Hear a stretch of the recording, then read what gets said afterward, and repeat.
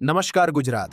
આજના મુખ્ય સમાચારમાં આપણે જાણીશું આજના આ વિડીયોમાં આનાથી વધારે સિલિન્ડર ઘરમાં હોય તો ધરપકડ, રોબોટ કરશે રેલવે સ્ટેશન પર ડ્યુટી, ઈરાનમાં ફસાયેલા ભારતીય નાગરિકોની મદદ કરી રહી છે સરકાર, અમરેલી યાર્ડમાં ધાણાની બમ્પર આવક, યુદ્ધની ભારત પર ભયંકર અસર, હાલત ખરાબ, સૌરાષ્ટ્ર યુનિવર્સિટી ભરતી વિવાદમાં। આ બધું જ જાણીએ તે પહેલાં અમારી YouTube ચેનલને સબસ્ક્રાઇબ કરી લેજો અને બેલ આઇકન ઓન કરી દેજો। ઈજો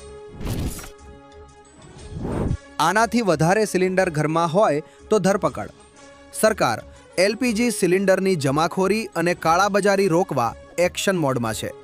નિયમ મુજબ સુરક્ષાના કારણોસર તમે ઘરમાં માત્ર 2 સિલિન્ડર રાખી શકો છો, એક વપરાશમાં અને એક બેકઅપ। એલપીજી અત્યંત જ્વલનશીલ હોવાથી વધુ સ્ટોક જોખમી છે। એક વર્ષમાં તમે વધુમાં વધુ 12 સબસિડીવાળા અને 3 વગરના મળી કુલ 15 સિલિન્ડર બુક કરાવી શકો છો। નિયમથી વધુ સિલિન્ડર રાખવા બદલ ધરપકડ થઈ શકે છે। રોબોટ કરશે રેલવે સ્ટેશન પર duty, railway Visakhapatnam railway station પર દેશનો પહેલો રોબોટિક સિક્યોરિટી ઓફિસર એએસસી અર્જુનને તૈનાત કર્યો। આ રોબોટ ફેસ રિકગ્નિશન સિસ્ટમથી અપરાધીની ઓળખાણ કરે છે અને તેના ડેટાબેઝમાં 10 લાખ ચહેરાઓની જાણકારી છે। શંકાસ્પદ ચહેરો સામે આવતાની સાથે જ કંટ્રોલ રૂમને એલર્ટ આપશે। આ રોબોટ સફળ રહેશે તો ભવિષ્યમાં અન્ય રેલવે સ્ટેશન પર પણ તૈનાત કરવામાં આવશે। ઈરાનમાં ફસાયેલા ભારતીય નાગરિકોની મદદ કરી રહી છે સરકાર। વિદેશ મંત્રાલયના પ્રવક્તા રણધીર જયસ્વાલે જણાવ્યું કે ભારત સરકાર ઈરાનમાં ફસાયેલા ભારતીય નાગરિકોની મદદ કરી રહી છે।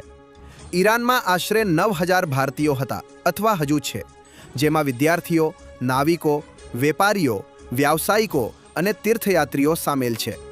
ઘણા વિદ્યાર્થીઓ અને અન્ય નાગરિકો દેશ છોડીને પરત ભારત પહોંચી ચૂક્યા છે। તહેરાનમાં રહેતા ભારતીયોને સુરક્ષિત શહેરોમાં મોકલવામાં આવ્યા છે।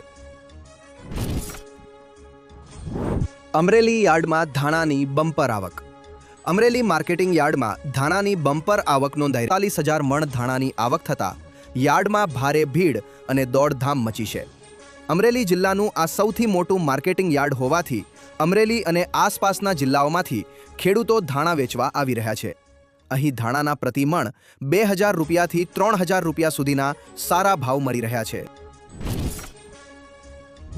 યુદ્ધની ભારત પર ભયંકર અસર, હાલત ખરાબ, કાચા તેલના ભાવમાં વધારો, ડોલરમાં મજબૂતી અને વિદેશી રોકાણકારો દ્વારા વેચાણને કારણે ભારતીય રૂપિયો દબાણ હેઠળ આવ્યો છે।